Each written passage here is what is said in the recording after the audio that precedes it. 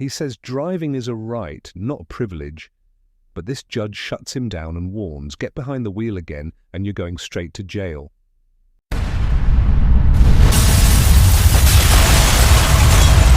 Under common law, or is it military and tribune? Because also with I've been waiting for something like this for so long. This is so much fun. There's a big difference between a privilege versus a right. You have the right to walk. I have the right to travel, don't I? Yeah, taking your happy-go-lucky feet. You want to travel? Take those 2 feet to travel, not in a car. Just what the 14th Amendment was saying, like I have the right to travel. You do. Yes, and you can walk your happy ass from one part to the other part. Not in a car, though. I'm going to put you in jail, and I'm going to make your bond so high, your head's going to spontaneously combust. Good morning, Mr. Emitum. Do you have a lawyer today? Weapon looks like you also out of the same charge picked up a fraud as well. I mean, okay, you can represent yourself. It's your absolute right. I mean, I don't know how smart it is. Have you ever represented yourself before? Yeah, many times. And how did that go? I have many dismissals. For what kind of cases? I had a dismissal on unlawful carry before. And you represented yourself? Yes. In this court? Harris County. Just found no PC. Oh, well, I found no probable cause. That's why I got dismissed. You didn't represent yourself. I was representing myself, but the judge did find no probable cause. I found, was it me? No, it wasn't you. It was. Well, I don't know. I think it was you. June 9, 2022. I found no probable cause. I think that was you. You didn't represent yourself for nothing, man. I did it.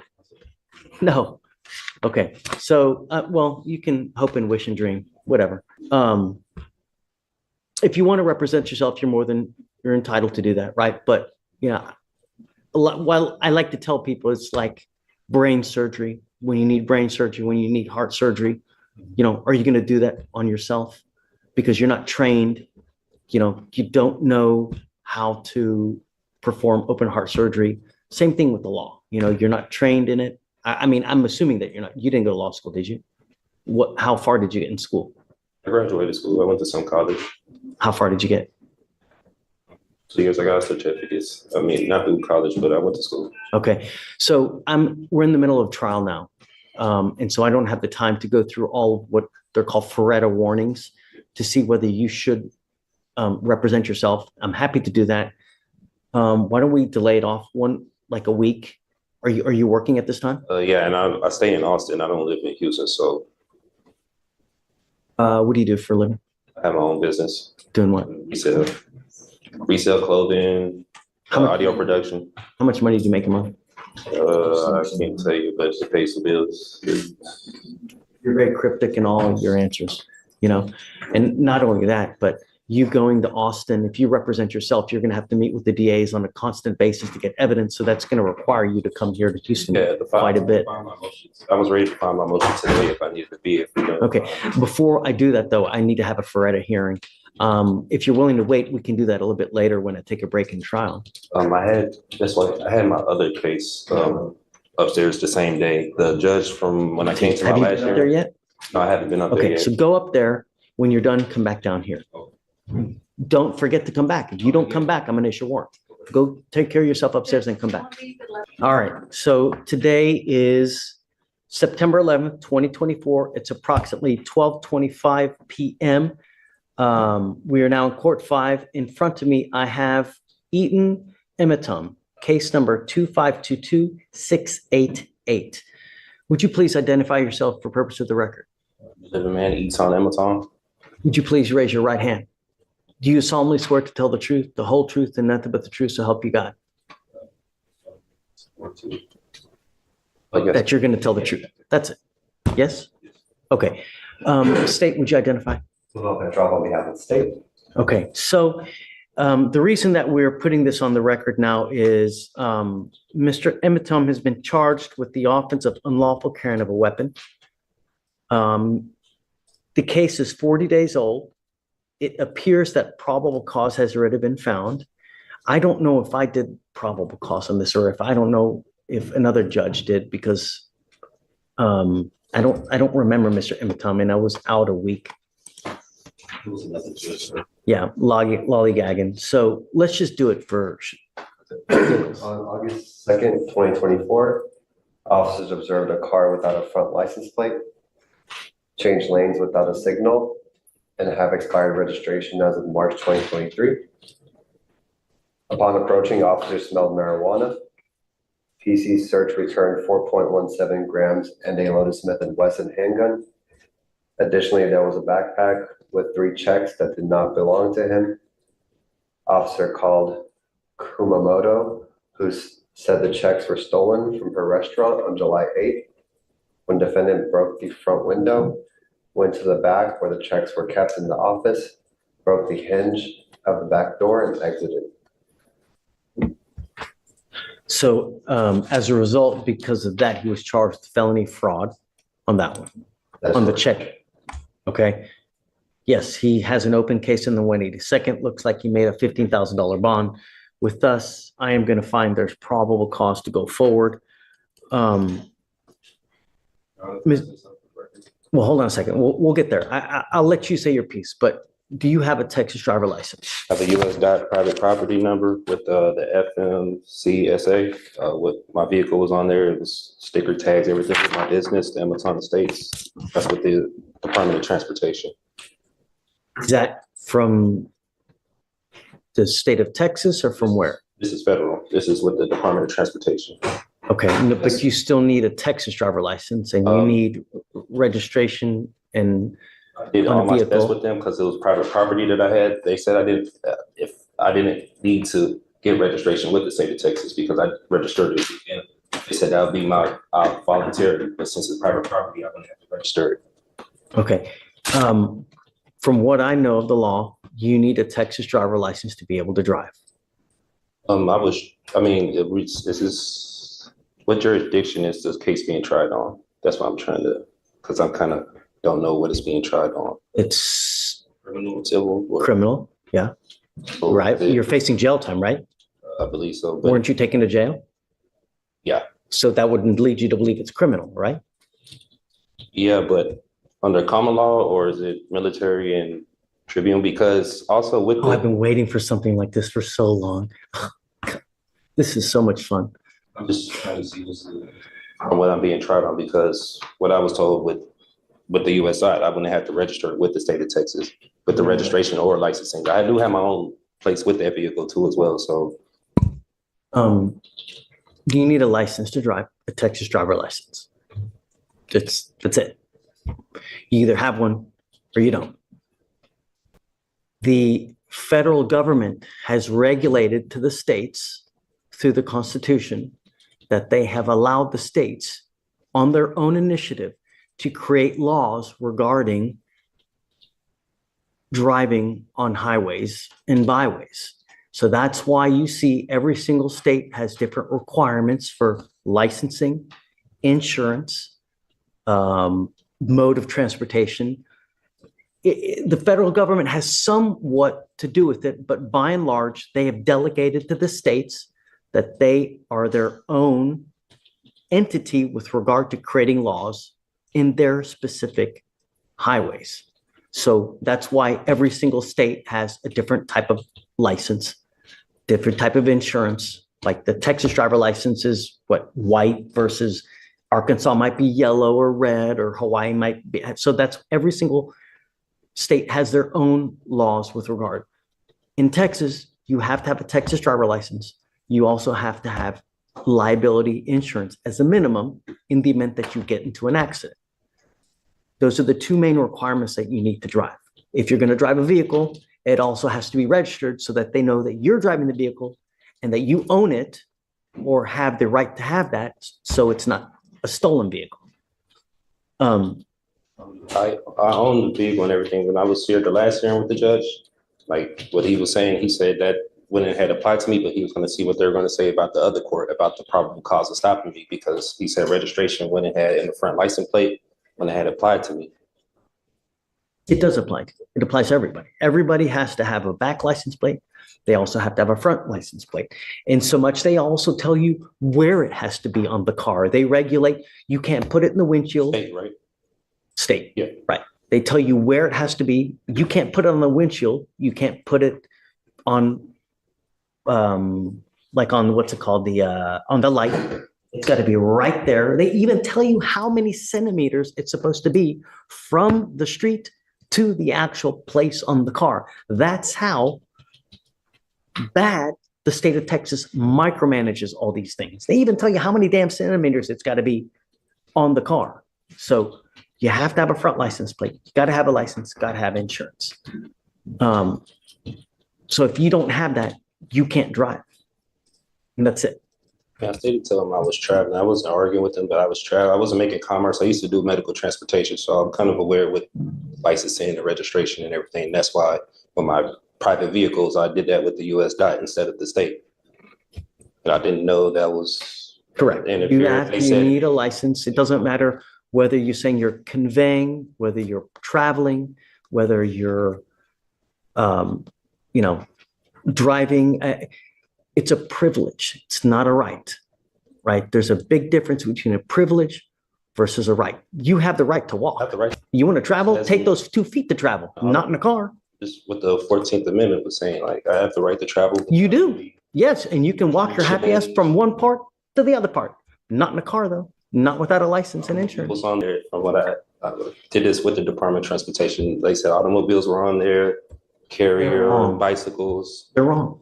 I'm just telling you now, they're wrong. Whoever told you that, where you got that, it's complete. Because imagine this, Mr. Emitom, and I've seen this before. Imagine that you get into an accident, right? And you kill a 5-year-old kid. What's going to happen at that point? Whoever owns that car, the other people, they're going to come after you. They're not going to go after they're going to come after you. The first thing they're going to do is, do you have insurance? And if you don't have insurance, they're going to sue you. And then they're going to attach a lien on absolutely everything that you own to satisfy the judgment they get against you. And they will take your house, they will take your car, they will take your bank account, they will attach to where if you ever want to start working and get a paycheck, they're going to garnish all that money. You have insurance, liability insurance, so that if you ever get into an accident, you don't mean to do it. You didn't mean to kill the kid. It's not an purposement. It's an accident. And accidents happen. You might be looking at your phone. You're looking at, this pretty girl that's walking across the street, and then boom, you have insurance so that if that happens, the insurance company will pay on your behalf so you don't have to pay out of your own pocket. And they will even give you a lawyer to represent you on your behalf, because that's what you pay for when you get insurance. If you get into an accident, lawyers usually call you and say, hey man, tell me what happened. Was it your fault? Or was it the other people's fault? Because we want to know who to pay.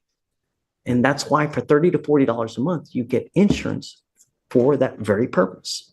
And I've seen people come here, they have killed someone and they get a $250,000 judgment against them. I've seen it. And God, you'll never dig yourself out of that. So the conveying, this, that, you need a license. You got to have insurance. And we do it with every single person that comes here. Can I say for the unlawful carry, the possession of marijuana, the person that was in the vehicle told the officer it was legal hemp that they got from the store. They have receipts and everything in Texas. You can have legal hemp. They got it from the store. He even told the officer it was theirs. He pulled me out the car. He didn't ask for any paperwork. Now you're making the apples and oranges, right? Now we got to test it. Is it weed? Oh yeah, is it hemp? Understand that takes time, but you also need a lawyer to represent you. I found my own discovery. I was representing myself pro se. And you can do that if you want. Yeah.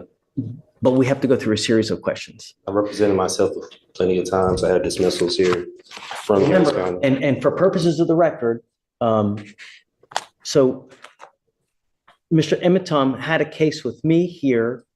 It was actually June 7th of 2022. He was charged with another gun case, and that was with Victoriano. God, that was a great DA too. And I found no probable cause in that case, right?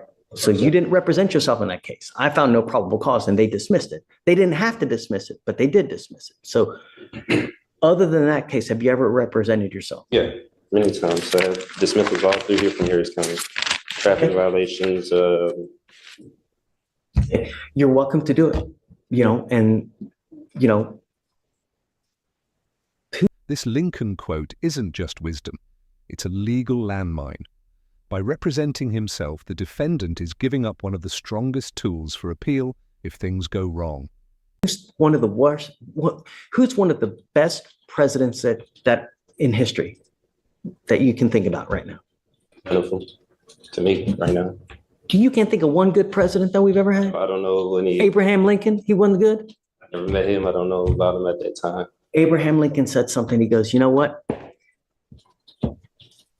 He who represents himself has a fool for a client, meaning that when you represent yourself, there is an inherent conflict and there's an inherent bias, and you may not be able to see things objectively, meaning that you have your heart, you've got your soul into this case. So you may not be able to see from an outside position if they're saying something that makes sense. You're absolutely entitled to represent yourself. And if you want to do that, you're more than welcome to it. And I have no problem with you doing it. You need to understand, though, if you represent yourself, you can't come at a later day and say, you know what? I had ineffective assistance of counsel. My lawyer sucked. Well, you represented yourself. You now can't complain about that. You know, if you go to trial and you lose and I end up putting your butt in jail for a year, you can't complain. You're stuck like Chuck for a whole year because that's what you're facing. You're facing a year in jail and you got a bunch of other documents too that, you know, so My discovery from that last month that I well, filed. let's do the question. So what is your full name? Eton, she's Roque Amaton. Okay. How old are you? I'm 34. Where were you born? In America. Were you born here in Houston? Were you born in? From Texas. Okay. You read and write English, right? Yes. Okay. Do you have any learning disabilities or communication handicaps? Have you ever been declared mentally incompetent or treated for any mental health disorder? Okay. You said last time I asked you about your educational background, you graduated from high school. Graduated high school, some college. How far did you get in college? About 2.5 years. Did you do any legal courses whatsoever? Left that and I started doing medical transportation. I was taking classes for paramedics. I was just doing my basics. I was doing my basics. Studying in college. I was just doing my basics. I ain't getting into it. Yeah. Yeah, I mean, that makes sense. And when you're beginning, that's all you do anyways, right? Do you have any legal training, education, or experience? I've had experience with dealing with the court being charged before. And any other legal? Do you know about the Code of Criminal Procedure? Yeah, I'm familiar. Do you know about the Texas Penal Code? I'm familiar, but I'm not too familiar with a lot of statutes and codes. Were you here for our earlier trial? No, I went up. I know you went to the felony court, but we were in trial earlier. Did you see what happened in trial earlier? I had like a glimpse of it walking. Okay. What I'm trying to say is that the lawyers on both sides had to introduce evidence. There's a specific procedure that you have to follow to have evidence admitted. It's detailed in the codes. You have to know that because once you represent yourself, I'm going to treat you as if you were a lawyer. I will hold you to the same standard. And I'm not here to put you through law school because I have way too much drama as it is. I don't need any more drama, right? So if you don't do it the right way, I'm going to shut you down, right? I like to be nice to people, but I'm not taking you to school. Do you understand this? Do you understand the charges against you? I don't understand the nature of it. Okay, you're charged with unlawful carrying of a weapon. You're facing up to a year in jail. What they're saying is that you unlawfully had a weapon. As a result, you were charged, and now you're facing up to a year. Do you understand? Yeah, what they're telling me, but I still don't understand like why I went to jail for that. So that's why. What do you not understand? The court procedures or No. I'm asking about the nature of the charges. No, it's not. Don't talk about the procedures. Don't talk about the licensing, about the conveying. Yeah, I know No. I'm getting charged with unlawful carry. And Right. Do you understand that? What's going on? Okay. You have the right, or you understand the range of punishment that you're facing a year, correct? That's what I've been told. Okay. You have the right to court-appointed counsel. Do you want counsel to represent you? I don't want legal advice. I don't need a legal team. I just want law. If I offer you a lawyer now, would you want it? You really don't want a lawyer? I represent myself. I could get none more by myself than anyone representing me. Okay. Do you understand that you will not be able to claim ineffective assistance counsel if you lose at a later time, whether it's in trial, whether it's in a hearing, whether anything? Do you understand that? What that means is that you cannot appeal this thing. If you're found guilty and you go to jail, you know, a lot of lawyers or a lot of defendants like to claim, sorry guys, I'll be 2 minutes. A lot of lawyers, a lot of defendants like to blame their lawyers for screwing up. And they say, hey man, my lawyer messed up. I can tell you, like, that's the number one thing that defendants complain about. And probably, I don't know this for sure, but I would suspect probably the number one reason why cases are overturned because of ineffective assistance of counsel, meaning that a lawyer, for one reason or other, messed up so bad that their cases have to be redone. You cannot complain about that at a later time. I've seen that many times. That's why I'm representing myself. But you can't, if you mess up, you cannot appeal this thing. Do you understand? Once, and if you are found guilty, that's it. Do you understand?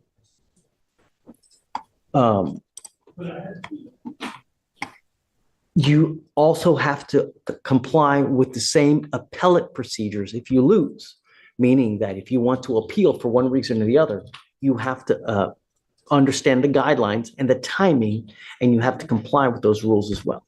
Do you understand? Mm-hmm.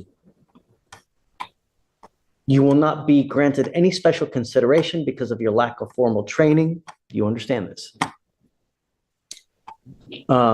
You may fail to properly raise points of error in the trial record if we go to trial. Meaning that if we go to trial and you object to something, because that's you hear that a lot, right? I object. This shouldn't be in there. You have to object properly. You can't just say object. There has to be more to it. You have to state the reason for the objection. It has to be a legal reason. You can't just say, I object, and expect me to hold something out. You have to give the legal reason. And there's a proper method that you have to state and ask me to do things for it to be recognized on appeal. And if you don't know this, you cannot at a later date complain. Well, I didn't know that. You understand? You still don't want a lawyer. I will give you a free lawyer. Is this voluntarily, knowingly, and intelligently made? No one's forcing you to do this. Okay.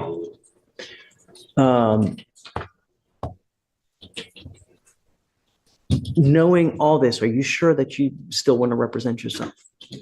I got to tell you, I think that you look like a great guy. You look like you're upstanding. I have no problems that you represent yourself. Understand that you need to be careful what you tell them, though.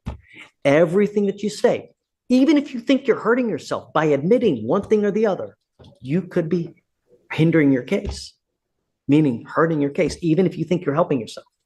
Do you understand? I'll make you a deal. If at any time you want a lawyer, all you got to do is ask and I'll give you one. Really, if you ever feel like you're under the gun, that you feel like someone's taking advantage of you, I'm happy to give you a lawyer at any time. I want you to understand now. And here's the bottom line. Debate is over. No more legal theories, no more wordplay. One wrong move behind the wheel, and this case turns into a jail sentence. As a condition of your bond, though, I'm ordering you not to drive until you have a Texas driver license and a liability insurance. I'm ordering you not to drive. And I'm going to have you sign with me today an affidavit promising me you're not going to drive. If I find that you drive, I'm going to put you in jail. Do you understand? I have personals. Okay. You are not allowed to get into the driver's seat of a car and drive, convey, travel, however you want to term it. You cannot do that. And if I find that you do that, I'm going to put you in jail. And I'm going to make your bond so high, your head's going to spontaneously combust. Do you understand?